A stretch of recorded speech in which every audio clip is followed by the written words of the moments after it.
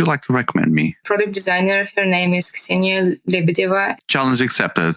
Can you walk me through specific ways then that you can use AI to manage your product management workflow? We just lost half of our audience because you said that you play board games, and then the example you gave was Uno, so you just offended half of the community. So do you agree that you as product manager, you feel like you are the meat between two slices of bread? I like the analogy with this sandwich or hamburger, but I would say it's not only meat, it's also salad, tomatoes. It's like everything that is in between. When I need to create, for example, some product from scratch, I have only the vision from the founder, let's say like that.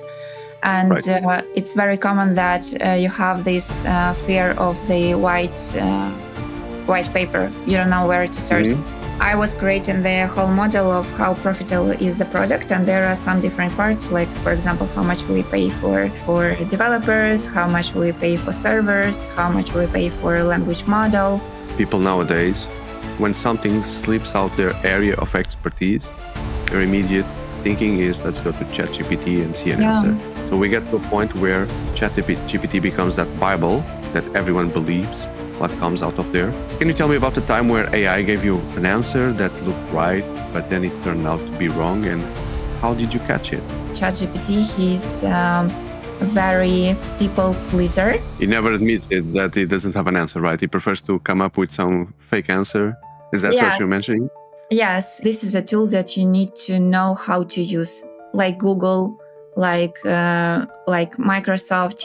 This is just the basic. It will become the basic. How do you see AI then reshaping the role of a product manager, let's say in the next 3 to 5 years? While we think that but AI will replace all the people with like June positions and this kind of stuff, he said that actually this AI will replace the decision makers because it's quite effective in making decisions. They don't have emotions, they don't have all these biases. And don't try to use AI to win the game. No, I don't. I'm using my brain. Hello, Ksenia. Good morning. Good morning. How have you been? Good. How are you? Good as well, and very excited for us to have this conversation. Thank you for accepting the invitation. I wanted to have the chance to have this conversation with you because you present yourself as a senior AI product manager.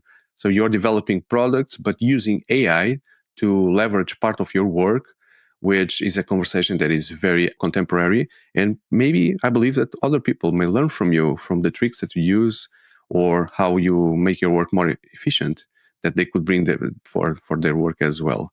So thank you for accepting. Thank you. Because this is a board games channel above all, what is your connection with board games, Ksenia?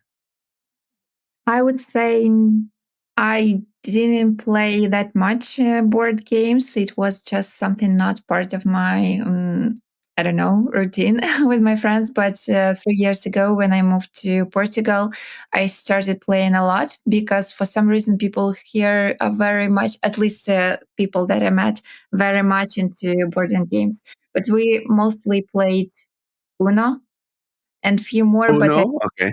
Yeah, I don't remember. But this is fun. Mm-hmm. So don't forget you have the first play there on the game, okay, while we speak. But, we just lost half of our audience because you said that you play board games, and then the example you gave was Uno. So you just offended half of the community. I'm the beginner. I'm the beginner. Yeah. Let's see how you struggle with Azul, okay? Cool. Yeah. So there's not much connection with board games. Let's see if after this conversation you will have more interest in exploring the hobby, at least Azul. Product management.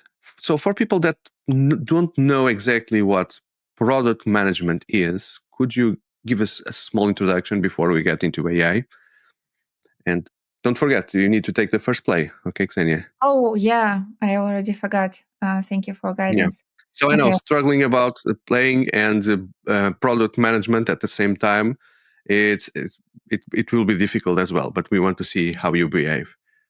So you start with red, right? So you're a Benfica supporter probably already in Portugal. Yes. I will, put it there. Could not help but notice that when I asked if you are a Benfica supporter, you said yes, but it didn't sound like very convincing. Do you know what Benfica is? The football club in Portugal, I the Red do. Football Club. I do. And you are a Benfica supporter, or? All your audience, because I'm not also into football. I'm, I'm No, losing no, all I don't think all there are people. many football supporters as in the audience, so I don't think we can run the risk. Okay, sorry, but I interrupted you. You were going to start to talk about product management, so let's do that. Yeah, Pick I my will plane. try to explain it briefly, but I really hope that some people already know what it is.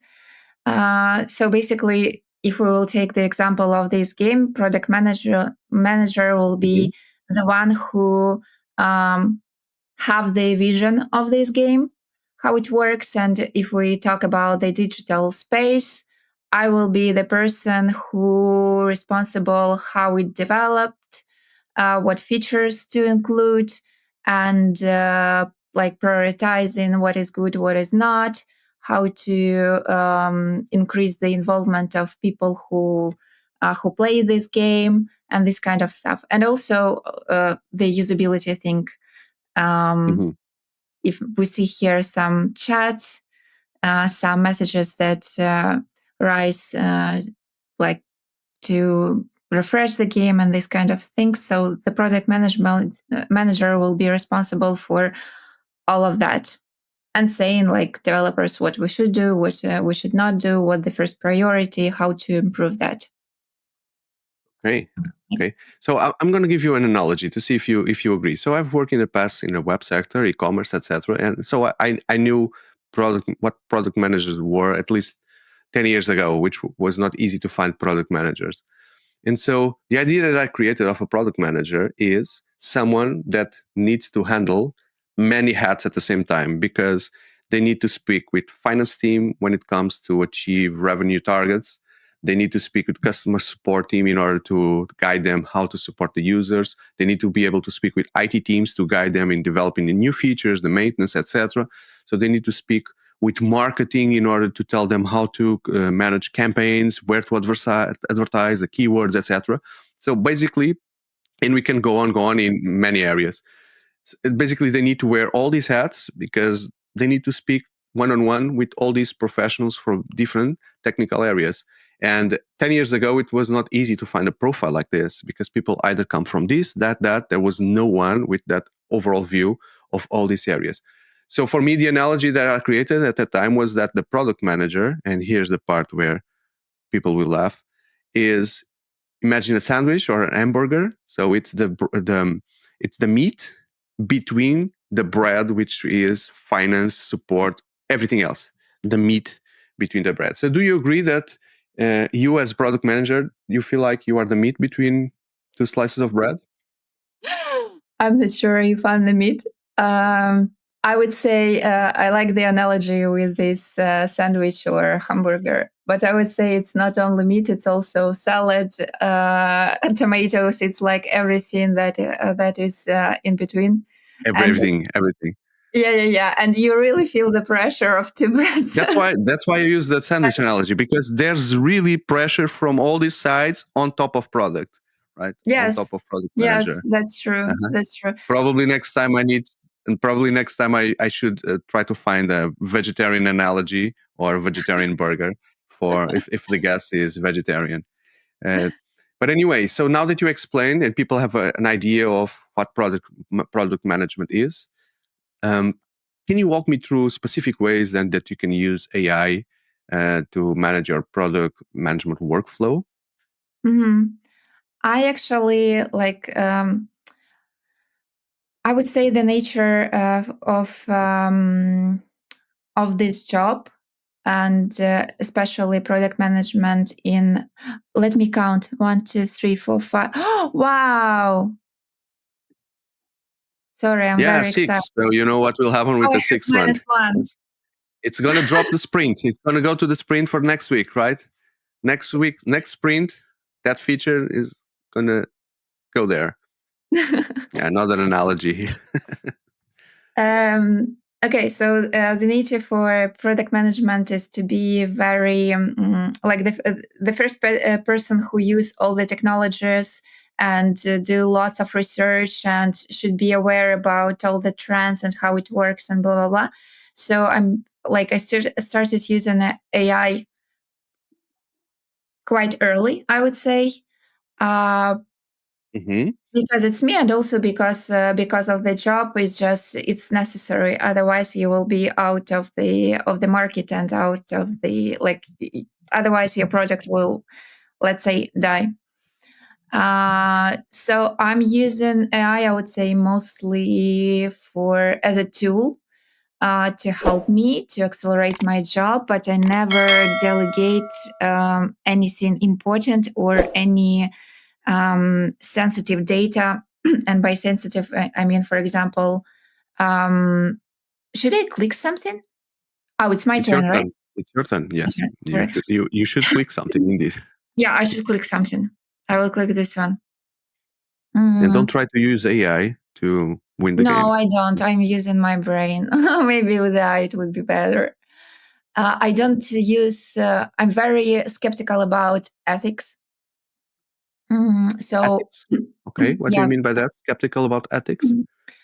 Uh, big part of my job is to be in contact with people who use products. So I run user interviews a lot, Okay. and the hard part is not talking to people. That's also sometimes can be hard, but after that to analyze all the data, because I'm asking quite sensitive questions. It depends from the product, but since I'm working in mental health and health tech, this is very sensitive data. And also, this is part of ethics. I'm starting, right? I Yes. will do this. Always at the beginning of the interview, I'm saying that this interview, I'm saying how this data will be used. And we usually record the interviews, and I'm always saying that this data will not be shared with anyone, and this is only will be stored in our on our internal service. And I never break this rule, so I don't use AI for analyzing data, which is actually let me do my move. I know that many people use it because it's so boring to analyze interviews, and actually AI could accelerate, but I don't want to throw the data that people share to these Mm-hmm. language models. So that's what I mean Mm-hmm. from ethics. Ethics. Okay. So then what do? You don't do that part? How can AI leverage your work? I do that part manually. But Okay. how I use AI, so I'm not native in English. Um, I usually use it a lot to help me polish emails, for example. Mm-hmm.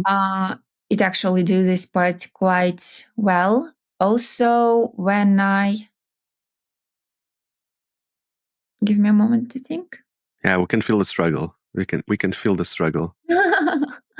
You need to choose between black, yellows, and blues. Don't forget that you already have black on the bottom row. You What do already you feel think? the black. So you cannot put black on your bottom row. Ah, And that's important. well, I didn't want it. And you cannot put yellow on your first row as well. Yes. So your choices are a bit limited now. What is better to put three? Sorry for this dumb question, and I know that you're playing for the other side, but still. You're asking João GPT what is the best strategy. Probably pick the yellow ones and put on the bottom row. The job of product management, like at least is a lot about making decisions and about strategy. And sometimes I have to proceed with lots of data. When I need to create, for example, some product from scratch, I have only the vision from the founder, let's say like that. And Right. It's very common that you have this fear of the white paper. You don't know where to start. Mm-hmm. And Mm-hmm. actually, using AI is quite good just to start drafting something. And after that, when you have at least something, after that, you can put all your knowledge to improve that, to do all the stuff. But it's actually, I find it very useful with this white paper fear. Fear. Okay. So at the moment, what is the most valuable AI tool that you rely on, and how has it changed the way you work? Is it ChatGPT, or would you like to recommend something different? It depends from, sorry, but I will say it depends from the task that I'm doing. But I would say that ChatGPT is the basic one that I use constantly, Mhm. just because of the specific of the work, because lots of communication. And I delegate this part of sometimes structuring or polishing mistakes. But I was thinking about what AI tools I can share and to which I rely on, and what I talk to people. Usually, people use AI in fields that they don't have much knowledge, I would say. Okay. For example, I'm doing also the financial models. I need to do the estimation, the Okay. one second. You mean the revenue analysis, etc.? Yeah. For example, we I need to do to understand the budget, if it will be profitable or not. So I need to do this budget things, how much we will spend, will be enough money, and so on and so forth. So I'm quite good at this. I was working in finance for at least 5 years, and I needed, I created some part of this model, and I needed help from my developer to estimate some things that he aware of. And I definitely could see that he just put it in GPT and gave me the solution. Because as an expert, I see that numbers were so shitty. They're simply not true. But that's something that I can see as being an expert. I would never put a financial model in these kind of things. How does that work in practice? Just for everyone to understand. You run calculations on ChatGPT, or you run everything before having calculations on ChatGPT, like by describing, I have this product, this we can charge this amount to users, and what would be the budget? Is it like a pre-analysis or a post-analysis, or both? That specific task was we needed to use the Amazon cloud, and we were also connecting the GPT. I think we were thinking about the language model that we can connect through API. And I asked the developer, I can use this one. I asked the developer, oh no, oh yes. You got the red one. Let's see. Let's go. That was me processing information. And I asked the developer who was working with these numbers to give me estimations how much responses we will need to request. I was creating the whole model of how profitable is the product, and there are some different parts, like for example, how much we pay for developers, how much we pay for servers, how much we pay for language model. You put the variables and the costs, and then the model, the AI will tell you Yes. how many subscribers you need to make it profitable. Yes, something like that. And I needed some data from the developers who work with Amazon Cloud and who will connect the To give you variables about the technical data yes, that you'll yes, require. Okay, yes, you pick all yes. that from different areas. You put everything on ChatGPT and tell me, is this profitable? If not, what do I we I need? don't put it in ChatGPT, so I do it manually because I know how to do it, and I'm Okay, very skilled in this part. But I asked normal the spreadsheet. developer to give me this part of data that I needed, and since they are not experts in that, they decided to cheat, and they gave me data from ChatGPT. So I think their request was just help me to calculate, and they give me the table with the number. And as an expert, I saw that this is a bullshit. This is like I cannot put it in a real model. So my idea was that people use AI tools in things that they don't understand, that where they're not experts. For example, for me, this is language. I'm not experienced, like not native in English, so I'm using it as a tool to help. A developer is not expert. I should use the last one, right? You need to. Ah, and I don't have a place where to put it. You need to go to negatives. Not Yeah. cool. You're winning. No, actually, before scoring, Ksenia, you had 9 points and I had 7. So you were winning. So, but now let's see after the scores Now are. I have, yeah. Let's see. So And yes, developers, they have no idea about the finance, so they just used this thing to do the task fast. But it actually didn't work. But I was trying vibe coding, and I would say, like, again, I'm not a developer, but I can see that what I produced was not good. But maybe also because I have an experience, I work a lot with developers, and I can estimate what is good, what is not. yeah, I think you're bringing a valid point here for our conversation, which is, as you mentioned, people nowadays, when something slips out their area of expertise, their immediate thinking is, let's go to ChatGPT and see an answer. So we get to a point where ChatGPT becomes that Bible that everyone believes what comes out of there. Personally, I've seen crazy answers on ChatGPT, so I'm always a bit skeptical on what comes out. But sometimes I cannot judge because I go there because I don't have the knowledge. So if I don't have the knowledge, I don't have the knowledge to judge the information as well. So I take it as granted.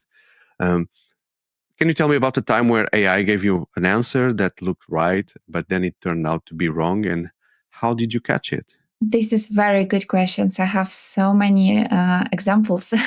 Before I will go into this, I want to mention that these models getting better and better. So what Right. I faced, for example, months ago is not valid now. It's really improving very fast.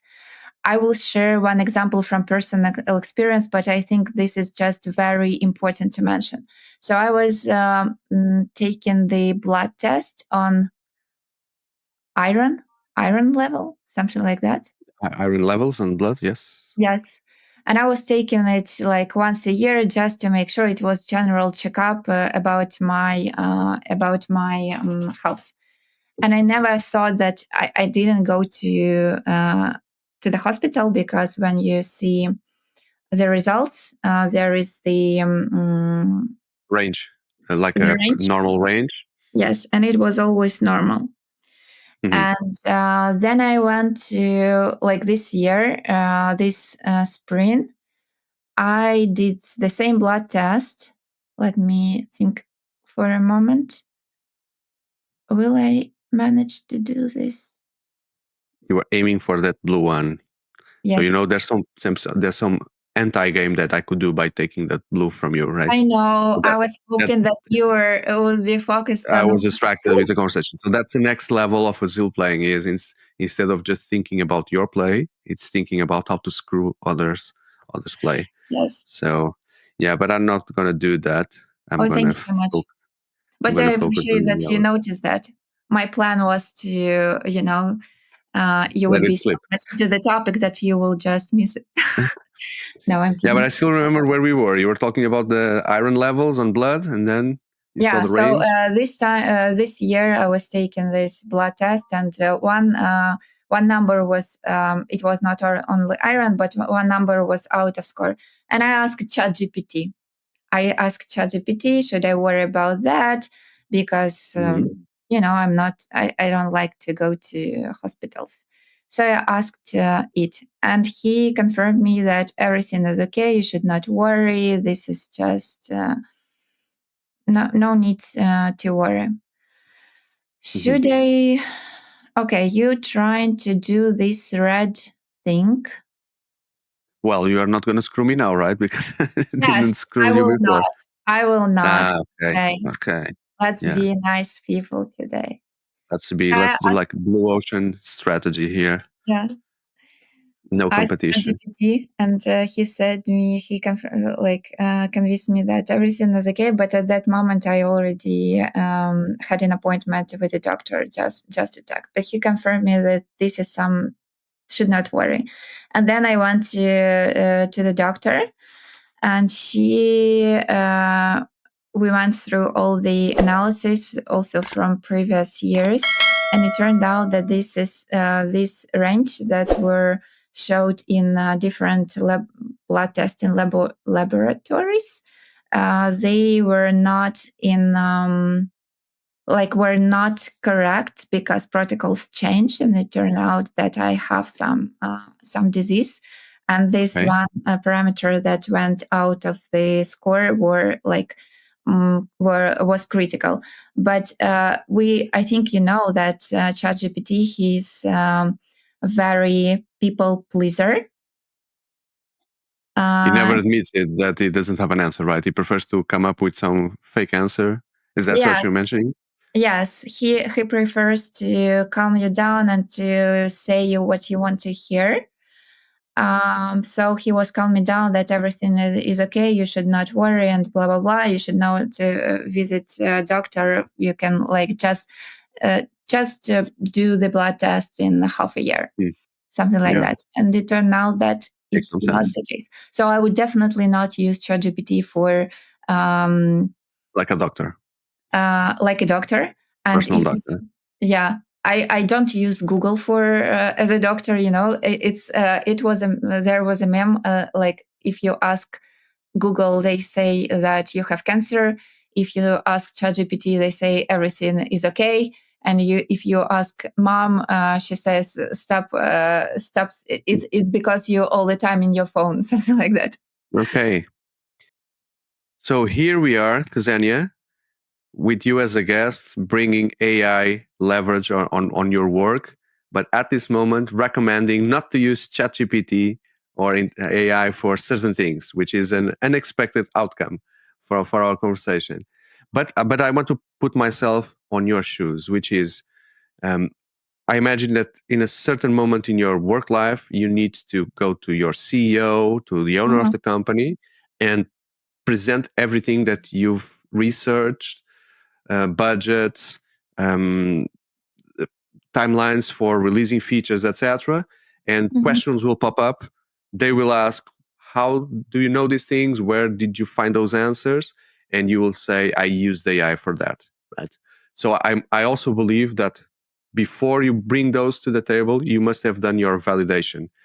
How do you validate outputs that come from AI in any area before implementing them on your work? Tell us the trick. Tell us the trick. If I need to do that after we end this call, I go to work and I go get outputs from AI, what is the first thing that I should check? Okay, this is a good question. I would not use, okay, if I would need to use AI for my research.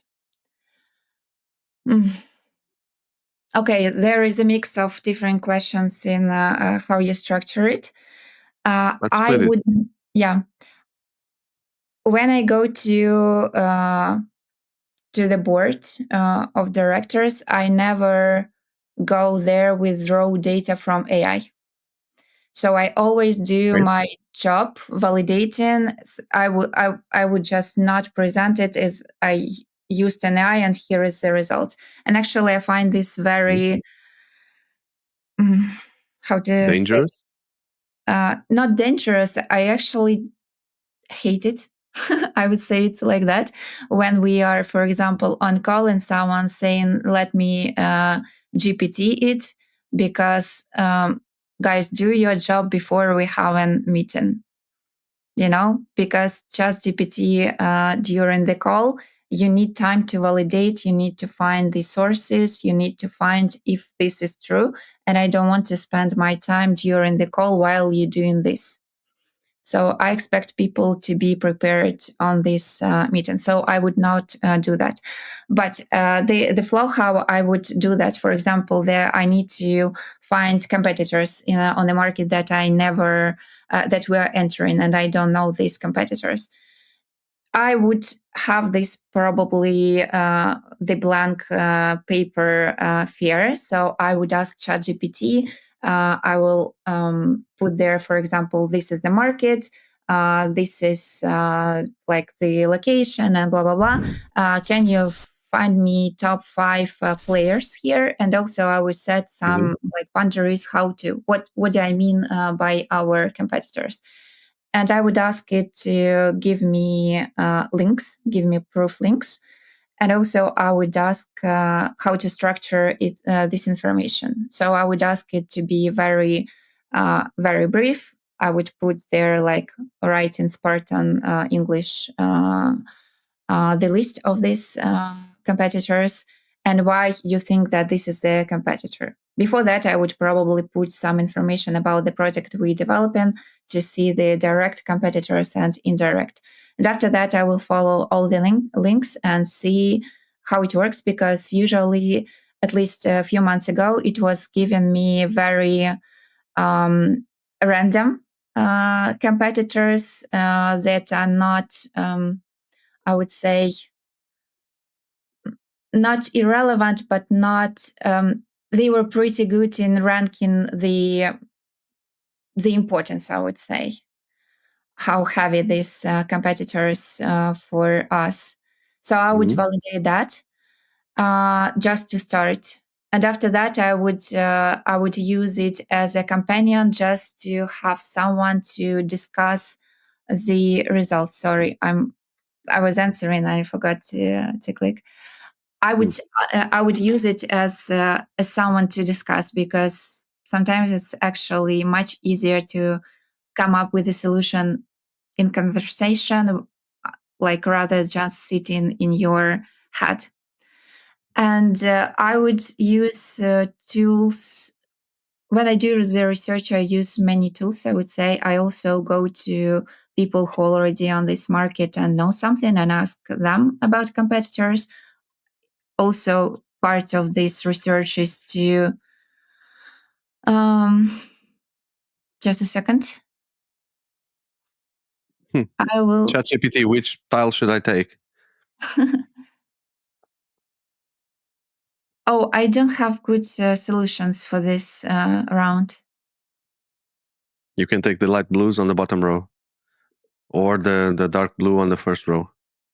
That will trigger the end game as well. No. But I already have the dark blue. On the first Yes. row, you don't. Yes. You can trigger the end game. This one? It will be 3 on this. Okay. What? Okay. So that's going to be the last round of the game, Ksenia, right? Because you are filling the first row, so that's triggering the end game.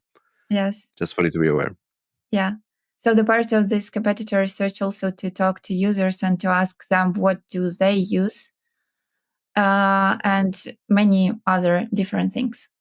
So I would say, like to do these complicated strategic things, it's not enough only to use GPT. I can imagine that, for example, if you are not a product manager or not the decision maker, or you,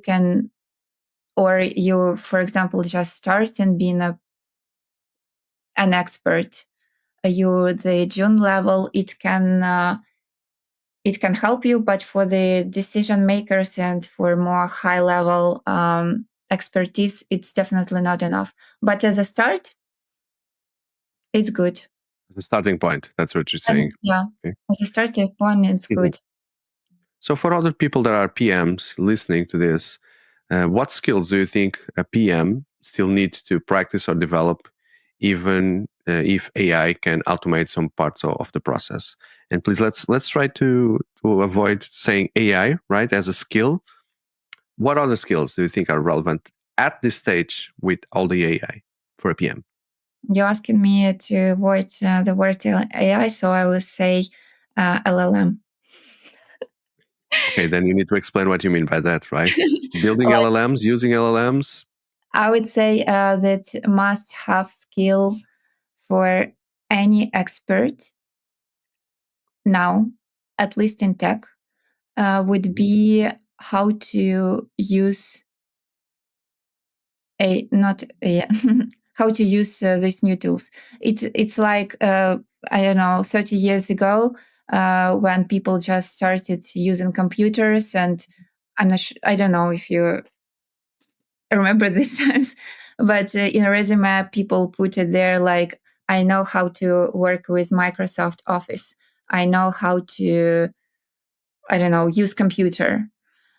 So at the at this point, it will be something that, like, now no one mentioned that you know how to use Microsoft Office, you know how to work in Google Sheets, I don't know.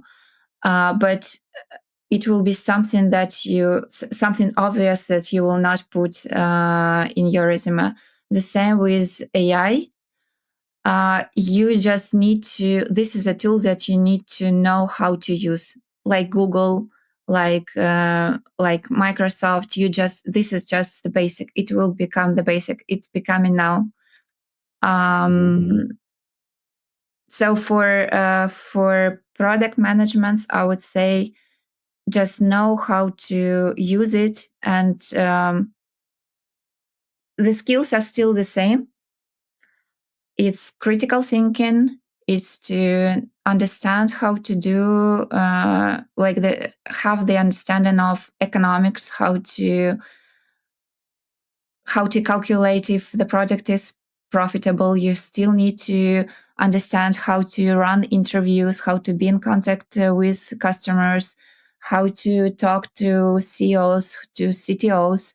You still need all these skills, but you can delegate some parts that before that you could delegate to, for example, June experts, like do the first research for me, as I mentioned, with competitors. But now you can just use the AI, and also I think that it will also change the job that, for example, product managers that just start. Part of their jobs will be to do the research, to run these interviews, so they like also need to master that. So we were close to the end, and it's still your time to play, Ksenia. Okay, so let's see. I have a final question here for you, but I'm really excited to see how the score will go in the end. So I Uh, cannot do much with the remaining pieces. So yeah, I'll just yeah, pick I mean, this and let's go to the final score. But before going there, so how do you see AI then reshaping the role of a product manager, let's say in the next 3 to 5 years? I know 3 to 5 years maybe a lot, but what I'm will very happen next? interested to see this. Actually I'm asking different people about that. I saw very interesting interview of ex Google. I don't remember, but he's a high level, and he said that while we think that not GPT, but AI will replace all the people with like June positions and this kind of stuff. He said that actually. This AI will replace the decision makers, because Oh, it's quite effective in making decisions. They don't have emotions, they don't have all these biases. So actually, the low quality job, for example, like labeling AI and these kind of things, it cannot do by himself. But that's for the moment, it's done manually by people. But the decision making, like CEOs, mhm. managers, team leads, it can be done by GPT. And I'm very curious who is right, because like most people skeptical about that, but I would be very curious to see it. At this stage, do you agree or are you skeptical as well? I see some examples. I see that, for example, hiring managers, like it's really hard to find job now, because it's all done by algorithms. and the decision making of hiring people already they delegate it on algorithms and AI. It's actually a really hard to find job.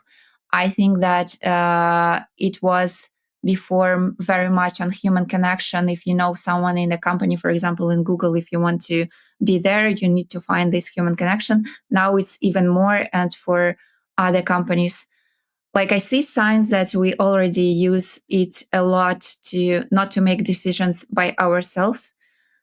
And the same with firing people. It's hard to fire someone. So people like companies, we see that they delegate this job that they don't like on algorithms.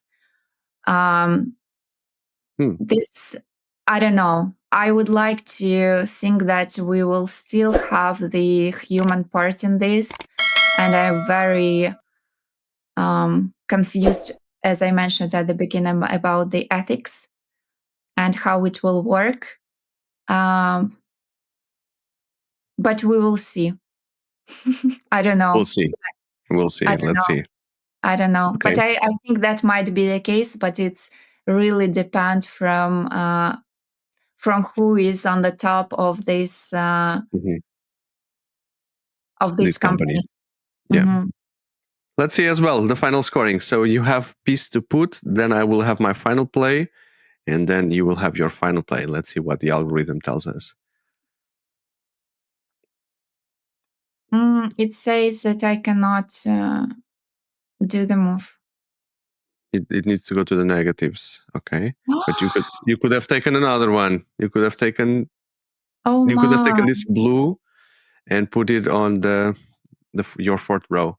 Okay, so you took some unnecessary negatives there. Let's see how that impacts Ksenia. So now the yellow, and let's look at the score. Oh, that's terrible. I don't like it. Also negative.